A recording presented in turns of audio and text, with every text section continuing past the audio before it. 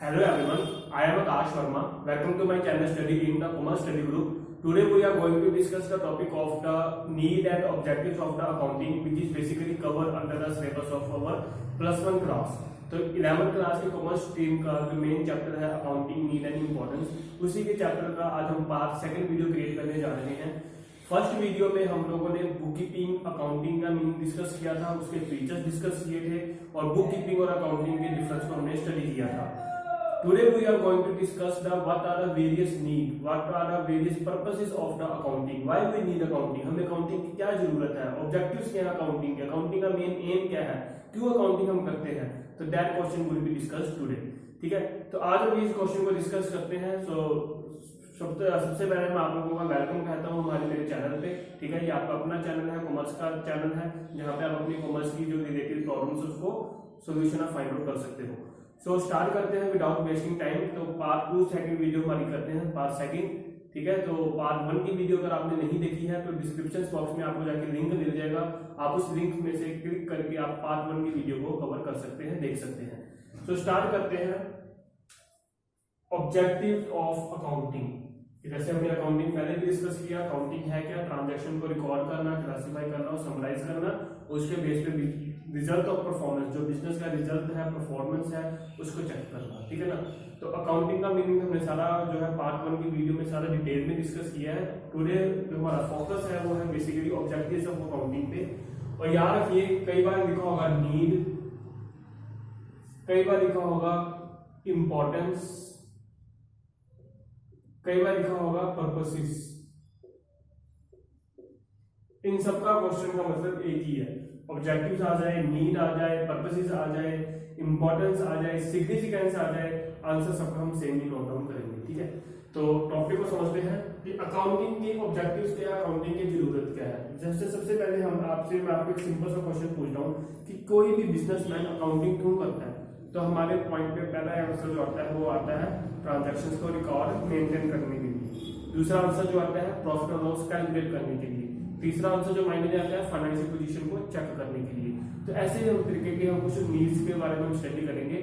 We are going to discuss about 10 point which justify the need and importance of the accounting, जो हमें importance समझाएंगे accounting की, need समझाएंगे accounting की।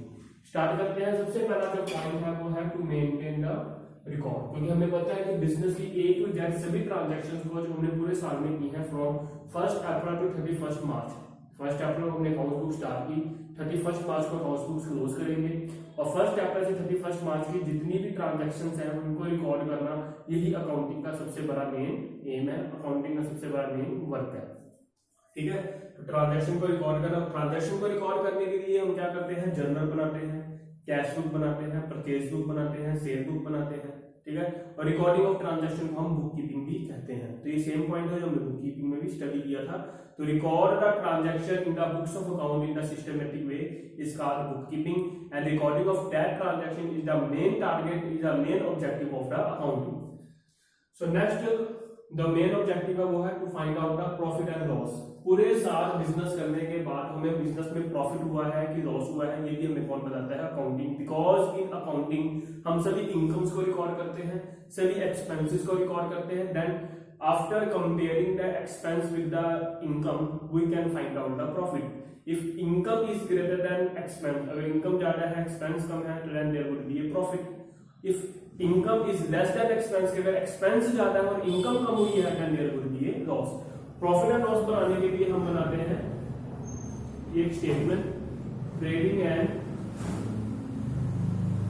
Profit and loss account.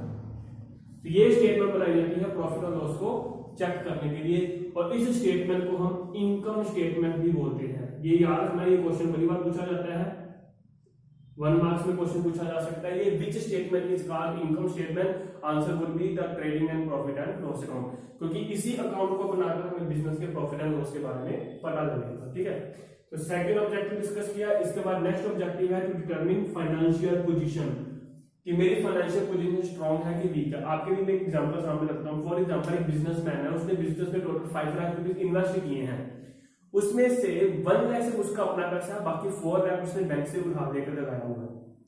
Total business में पैसे invest किया उसने 5 lakh, out of that only 1 lakh from his own resources, जो उसका अपना पैसा वो 1 लाख रुपए है, and 4 lakh is basically he has taken the loan from the bank. आप बताइए उसकी कंपनी की, उसकी बिजनेस की फाइनेंशियल पोजीशन वीक है कि स्ट्रांग है? ऑब्वियसली बात है वीक है। क्यों? क्योंकि जितना पैसा उसका अपना नहीं है उससे ज्यादा तो उसने लोन ले रखा है। इनकेस अगर बिजनेस में लॉस होगा तो वो लोन कैसे चुकाएगा? तो यही हमारा है फाइनेंशियल पोजीशन। तो अकाउंटिंग ही हमें बताता है कि एक कंपनी की, एक बिजनेस की फाइनेंशियल पोजीशन स्ट्रांग है कि वीक है। और फाइनेंशियल पोजीशन चेक करने के लिए हम जो स्टेटमेंट बनाते हैं उस स्टेटमेंट को बोलते हैं बैलेंस शीट। क्या बोलते हैं? Balance sheet. और इसको हम पोजीशन स्टेटमेंट भी बोलते हैं। जिस तरीके से trading and profit and loss account को इनकम स्टेटमेंट बोलते हैं, उसी तरीके से बैलेंस शीट को पोजीशन स्टेटमेंट बोलते हैं, क्योंकि ये हमारी कंपनी की पोजीशन के बारे में बताता है, फाइनेंशियल पोजीशन के बारे में बताता है। आपके कितने एसेट्स हैं, आपकी कितनी लायबिलिटीज हैं, आपकी कितनी कैपिटल का अमाउंट है, किन किन लोगों से आपने पैसे लेने हैं, किन किन लोगों को आपने पैसे देने हैं। ठीक है। इसके अलावा हमारा कितना कैश बैलेंस है, कितना बैंक में बैलेंस है, हमारे पास एंड में कितना स्टॉक बचा हुआ है। ठीक है। तो ये सारी चीजें हमें कौन बताता है?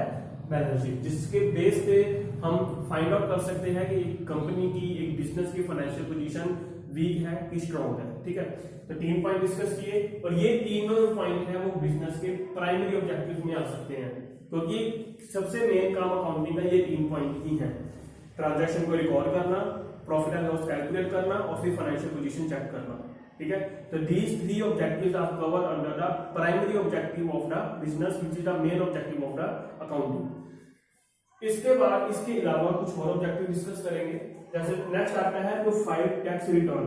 जैसे आपको पता है कि हर बिजनेसमैन को टैक्स पे करना पड़ता है गवर्नमेंट को, लेकिन उस टैक्स को पे करने के लिए उसको कुछ फाइल करानी पड़ती है अपनी स्टेटमेंट्स। जैसे आपको पता है कि आजकल जीएसटी चल रहा है, गुड्स एंड सर्विसेज टैक्स, जिसके रिगार्डिंग क्या है, हर मंथली, हर क्वार्टरली या हर हाफ ईयरली डिफरेंट बिजनेस को डिफरेंट लिमिट बताई गई है। कईयों को मंथली, कईयों को क्वार्टरली दिया गया, कईयों को ईयरली कहा गया है, और कईयों को हाफ ईयरली कहा गया है, कि उन्होंने अपनी सारी इंफॉर्मेशन, सारी डिटेल गवर्नमेंट को देनी है, जिसके बेस पे गवर्नमेंट जो है वो आपके बिजनेस पे टैक्सेस लगा सकता है। फॉर एग्जाम्पल, मैंने टोटल साल में या टोटल 6 महीने में या 3 मंथ्स में मैंने कितनी परचेजिंग की है, कितनी सेल की है, that information must be reported to the government. वो इंफॉर्मेशन रिपोर्ट करनी गवर्नमेंट को, और वो इंफॉर्मेशन तभी हम रिपोर्ट कर पाएंगे अगर हमने क्या की होगी, अकाउंटिंग।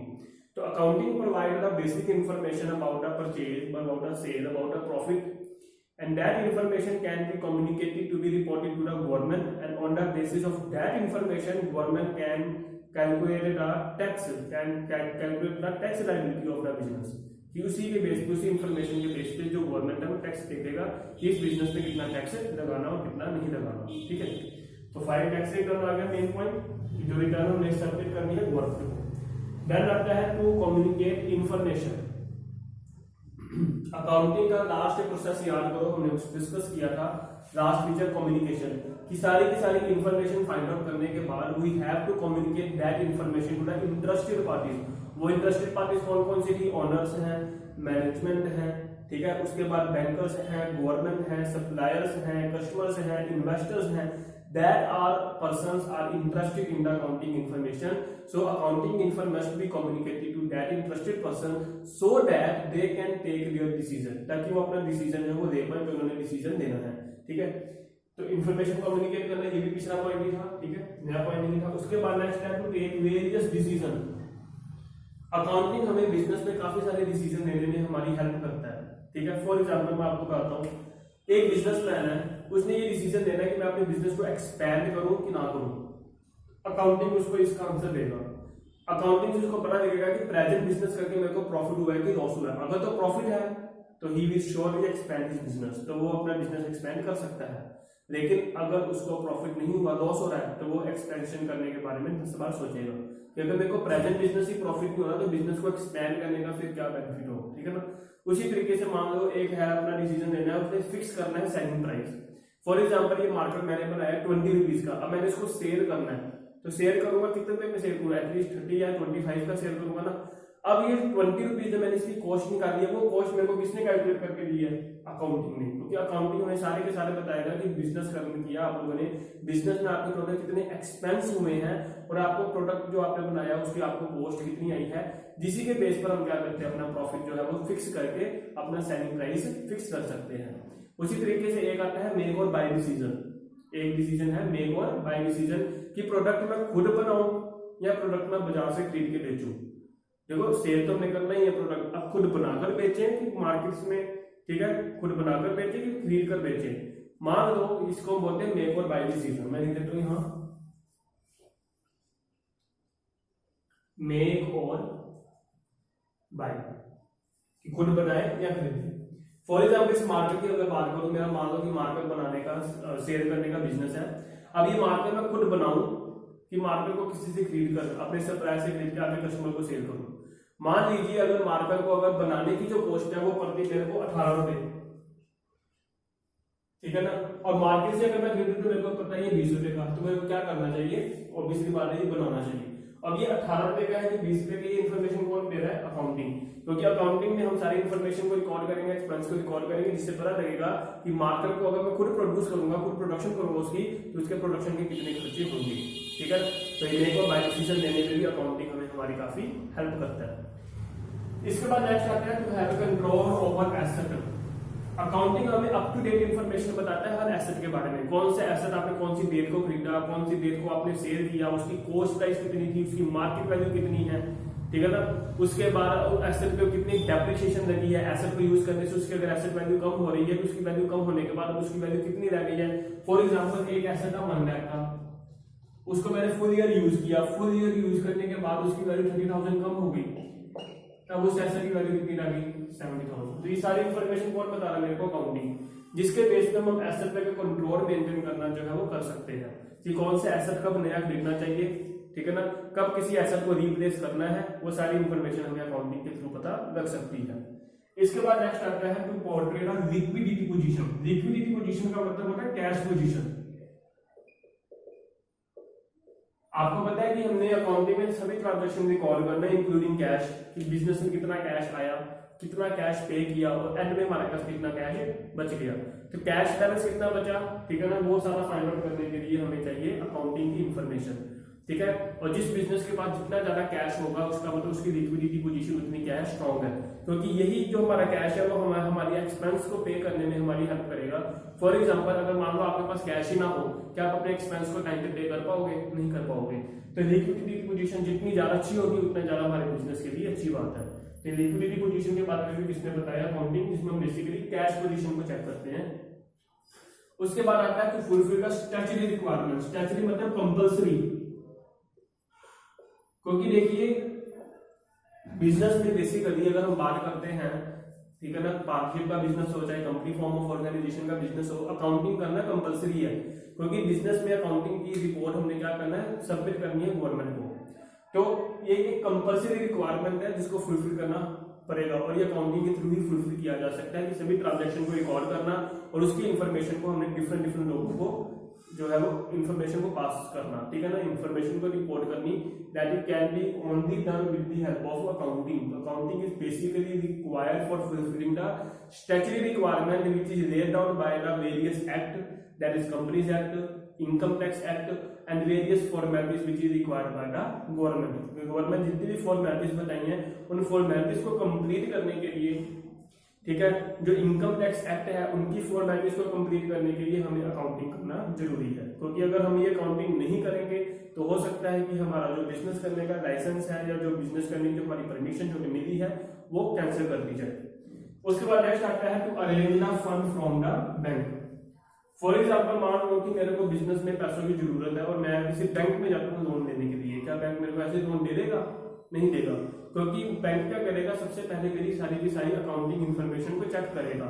अगर अकाउंटिंग इन्फॉर्मेशन को देखने के बाद अगर वो सेटिस्फाई होता है कि हाँ भाई ठीक है, इस बिजनेस का जो प्रॉफिट है वो प्रॉपर है, ठीक है ना, और फ्यूचर में इसके पास एसेट भी काफी है, तो लोन देने में ऐसी कोई प्रॉब्लम नहीं आएगी, ठीक है ना, क्योंकि जो लोन का पैसा होगा वो रिकवरी जल्दी हो जाएगा, तो बैंक क्या करेगा? मेरे को लोन दे देगा। लेकिन अगर उसके ये सारे के सारे आंसर सेटिस्फाइड नहीं होते, then he will cancel my loan proposal, तो वो मेरा लोन प्रपोजल जो है वो कैंसिल भी कर सकता है।